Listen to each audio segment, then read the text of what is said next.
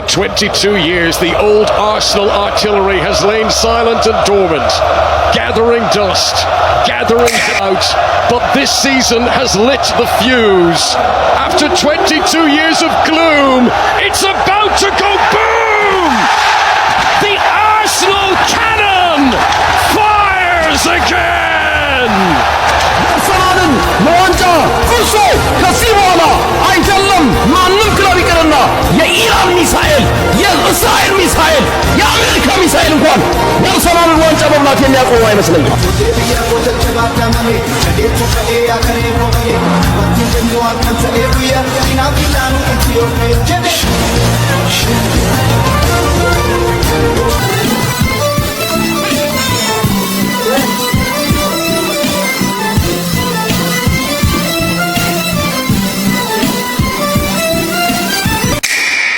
ዛሬ 22 ዓመታትን ወደ ኋላ ተጉዘን አርሰናል ለመጨረሻ ጊዜ የዋንጫ ጽዋውን ያነሳበት 2003 እና 2004 የውድድር ዘመንን እንቃኛለን። እንደተለመደው እናንተ ይሄን ቪዲዮ ከላይክ እና ከሰብስክራይብ ጋር ጀምሩት። ላለፉት 2 አስርት ዓመታት መድፈኞቹ ያለ ዋንጫ ተጉዘዋል። በመላው ዓለም የአርሰናል ደጋፊዎች ደስታቸውን በተለያየ መንገድ እየቀለዙ ይገኛሉ። ደስታውን ያለውን ስሜት የሚያውቁት የአርሰናል ደጋፊዎች ብቻ ናቸው። ይሁን እንጂ አብዛኛው የእግር ኳስ ተመልካች የ2025 እና 26 የውድድር ዘመን የአርሰናልን ፈርጣማነትና የመከላከል አቅም እያደነቀ ተጉዟል። ነገር ግን ዛሬ እኛ 22 ዓመታትን ወደ ኋላ ተጉዘን አርሰናል ለመጨረሻ ጊዜ ዋንጫውን ሲበላ እንዴት እንደነበር እንቃኛለን። The Arsenal cannon fires again!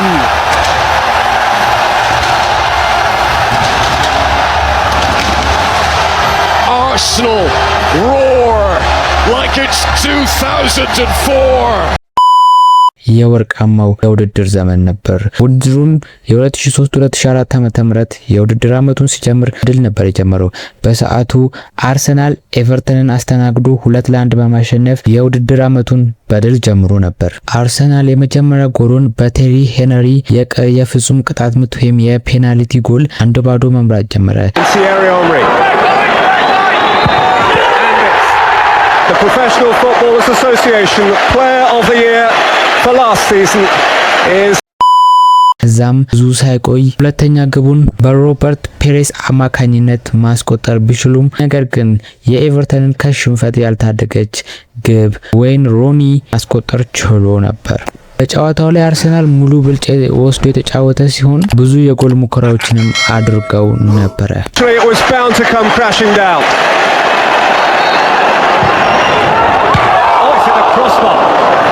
Best of the bunch that from Ljungberg. ሲቀጥል የቴሪ ኦነሪ የጥበብ ምሽት ተብሎ ወደ ተሰየመለት ጨዋታ እንሂድ። አርሰናል በሜዳው ሊቨርፑልን የሚያስተናግድበት ጨዋታ ነበር። ሚያዝያ 2004 ዓመተ ምህረት ይህ ጨዋታ ለአርሰናል ወሳኝ ነበር። ዋንጫውን ለማንሳት የስነ ልቦና ብስለቱን ያሳየበት ወሳኝ ምዕራፍ የከፈተበት ጨዋታ ነበር። አርሰናል የዚህን ጨዋታ በፊት በሻምፒዮንስ ሊግ በቼልሲ በኤፍኤ ካፕ ደግሞ በማንቸስተር ዩናይትድ ተሸንፎ ከአውሮፓና ከሀገሩ ውስጥ ዋንጫዎች ውጪ በመሆኑ የቡድኑ ሞራል ወርዶ ነበር። የመጀመሪያው አጋማሽ ተጀምሮ ሊቨርፑሎች ቀዳሚ የሆነችውን ግብ በማዕዘን ምት አግኝተው አስቆጠሩ።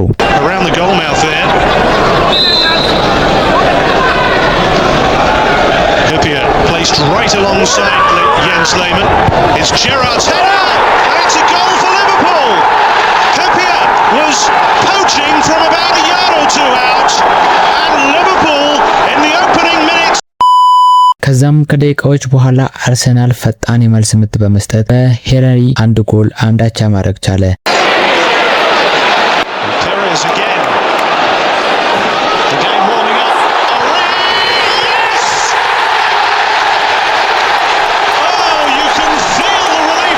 ነገር ግን እሱም ብዙ አልቆየም። ሊቨርፑሎች ወዲያው 2-1 በማድረግ እረፍት ወጡ። ከእረፍት ሲመለሱ የሄነሪ ተአምረኛው ምሽት ተብሎ የተሰየመለትን አስደናቂ 3 ግቦችን በማስቆጠር ሃትሪክ መስራት አለ። በተለይም ሊቨርፑል ተከላካዮችን በሙሉ አታሎ ያገባው ግብ ስታዲየሙ ውስጥ እንዳለ ካታ ፈጥሮ ነበር።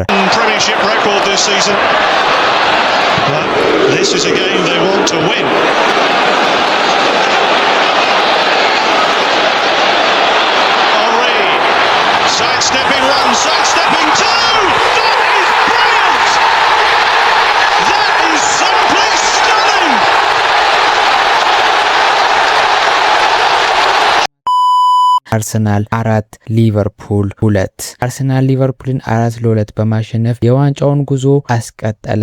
ሲቀጥል የከተማ ተቀናቃኙ ቶተንሃም ሆትስፐር በሜዳው አርሰናልን ጋበዘው። በሚያዝያ ወር 2004 ዓ.ም አርሰናል ከዚህ ጨዋታ 1 ነጥብ ብቻ ነው የሚያስፈልገው። ዋንጫውን ለማረጋገጥ 1 ነጥብ ብቻ ያስፈልገዋል። ቶተንሃሞችም የዋዛ አልነበሩም። ለከተማ ተቀናቃኛቸው ዋንጫውን አሳልፈው መስጠት አልፈለጉም። ነገር ግን በግድ ለመስጠት ተገደዱ። የመጀመሪያው አጋማሽ ላይ አርሰናል በፓትሪክ ቬራና በሮበርት ፔሬስ ግቦች 2-0 የመራ እረፍት ወጣ። Bergkamp, Vieira, for Perez, what a goal!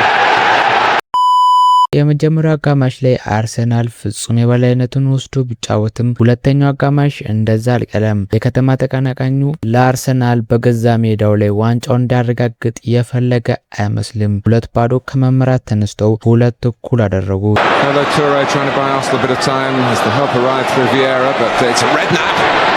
It's a super goal from Jamie Redknapp for Spurs. It isn't all over yet.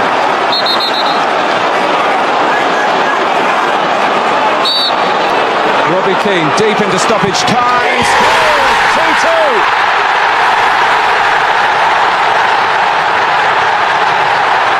Keane rattled the goalkeeper and then he rattled. አርሰናል ቤት ውጥረት መጣ። ደጋፊዎቹ ተጨነቁ፣ ተጫዋቾቹ ተጨነቁ። በሙሉ አቅማቸው መከላከል ጀመሩ። ነገር ግን በመጨረሻም ደቂቃው አለቀ፣ 2-2 ተጠናቀቀ። አርሰናል የሊጉ ሻምፒዮን መሆኑን በከተማ ተቀናቃኙ በቶተንሃም ሜዳ አረጋገጠ። ይህ ታላቅ ምሽት ለአርሰናል ታሪካዊና የድል ምሽት ሆኖ ቆይቷል። አሁንም ግን አርሰናል አንድ ዓላማ አለው።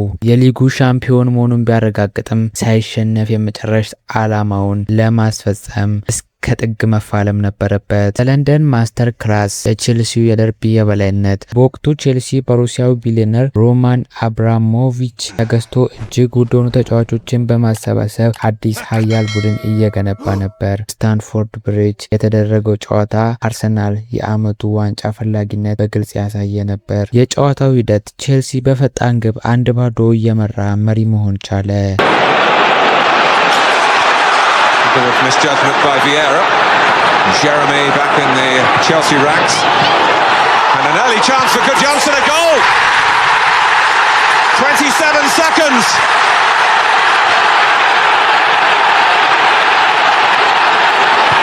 አርሰናል ሲያደነግጥ በፓትሪክ ቬራና በኤዱ ግቦች 2-1 አሸነፈ። ይህ ድል አርሰናልን በገንዘብ የተገነባውን አዲሱን ቼልሲ ጭምር በመስክ ላይ ማስተማር እንዲችል ያሳየበት ነበር። ይህ ምሽት ለለንደን ማስተር ክላስ ተብሎ ተሰይሟል።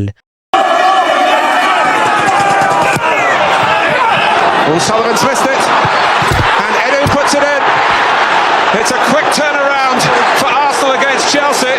It's all happened inside 20 minutes. ከዛም አርሰናል ፊቱን ወደ ኦልትራፎርድ አዞረ። ማንቸስተር ዩናይትድ እና አርሰናል ተገናኙ። ይህ በጣም ተጠባቂ ጨዋታ ነበር። አርሰናል የማሸነፍ ጉዞ ገና በጅምሩ ሊቀጭ የተቃረበበት እጅግ አስገራሚ ጨዋታ ነበር። ወቅቱ ማንቸስተር ዩናይትድ እና አርሰናል ፉክክር ጣሪያ ላይ የደረሰበት ወቅት በመሆኑ ጨዋታው በኃያል እና በግጭት የተሞላ ነበር። ዩናይትዶች አርሰናልን ማስጨነቅ ጀመሩ። አርሰናሎች ተጨነቁ። ዩናይትዶች የግብ ሙከራ ሞከሩ። For Ryan Giggs to take. ሞከሩ ሳቱ።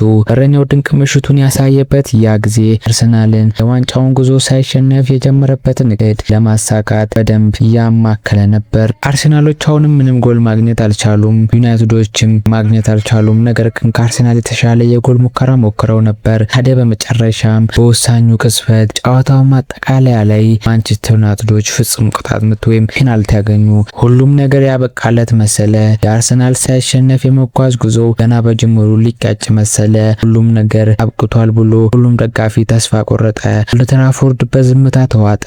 ሁሉም ጸጥ ብሎ ፔናልቲው መከታተል ጀመረ። ፔናልቲው ሊመታ ነው። እረኛው በዝግጅት ላይ ነው። የዩናይትዱ የፔናልቲው መቺ አጥቂው ሮድቫን ኳሱን ሊመታው ቆሟል። ደጋፊዎቹ በዝምታ ተውጠዋል። የአርሰናልን ሲያሸነፍ የሚሄድ ጉዞ ሊያደናቅፍ ይህ ፍጹም ቅጣት ምት የመጨረሻው ነው። ይህ ከገባ የአርሰናል የመጨረሻ ህልሙ ይከሽፋል። ነገር ግን ድል ፊቷን ወደ አርሰናል ያዞረች ይመስላል። ፔናልቲው ተመታ። ነገር ግን ኳሱ ግቡን ወደ ግብነት ከመቀየር ይልቅ የግቡን አግዳሚ መለሰ። የሊጉ ታሪክ ሙሉ ለሙሉ ተቀየረ። የአርሰናል ሳይሸነፍ የመጓዝ ጉዞ እንደገና አለመለመ። ይህ ታሪክ፣ ይህ ድንቅ ምሽት ለአርሰናሎች ተስፋ በቆረጡበት ጊዜ ተስፋቸውን ያለመለመላቸው ምሽት ሆኖም ታይቷል።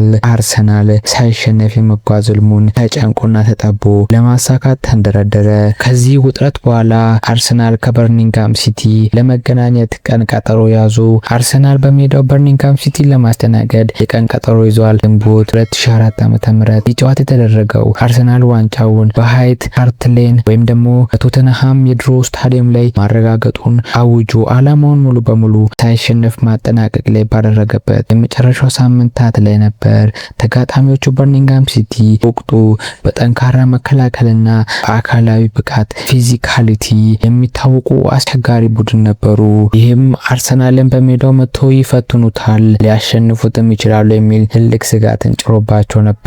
ወደ ሜዳም ገቡ። ጨዋታው እንደተጀመረ አርሰናሎች የሄነሪ ፍጹም ቅጣት ምት ግብ መሪነት የሚያስቻሉ፣ ነገር ግን በርሚንግሃም ሲቲዎች ሳይደናገጡ አርሰናልን የአማካኝነት ተከላካይ መስመር በከፍተኛ ግፊት መጫን ጀመሩ። ሁለተኛው አጋማሽ ላይ በርሚንግሃም አጥቂ ክሊንተን ሞሪሰን ግብ አስቆጠረ። ጨዋታው 1-1 አደረገው። አርሰናሎች ተጨነቁ። ደጋፊዎቹ ውጥረት ውስጥ ገቡ። ነገር ግን አርሰናል የመከላከል ብቃቱን በመጠቀም ጨዋታውን 1-1 እንዲያልቅ አደረገው። የወርቅ ዋንጫውን ለማንሳት የፍጻሜ ጨዋታው ላይ አርሰናል ሌስተርን አስተናገደ።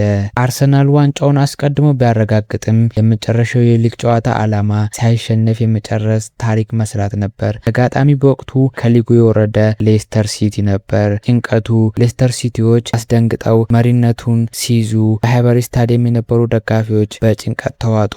ሌስተር ሲቲ 1 አርሰናል 0። 3 of the 6 Premiership games that Leicester have won this season came in November. Only 2 wins in 23 league games since. Sinclair getting forward and looking for Paul Dickoff on the far post. That wasn't in the script, was it?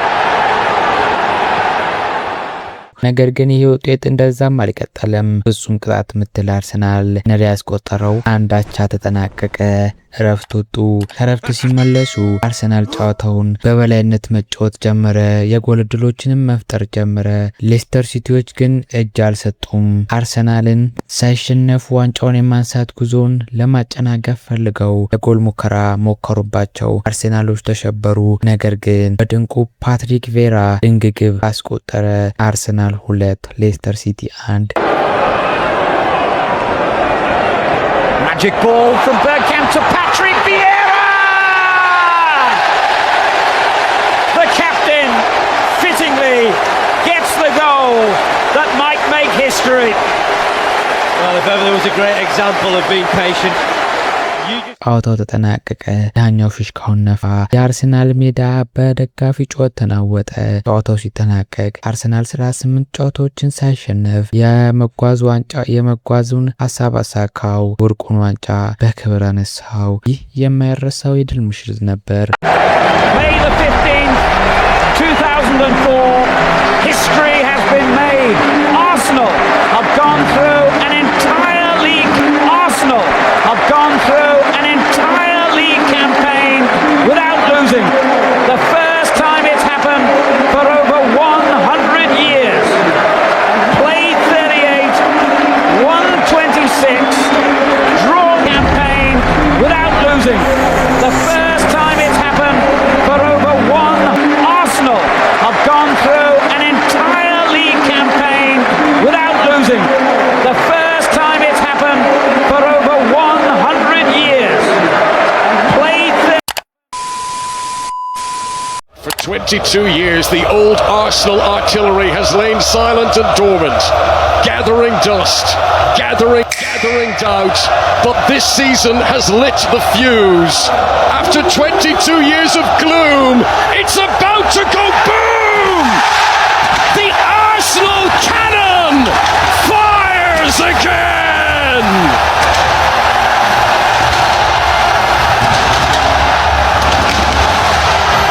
Arsenal roar like it's 2004.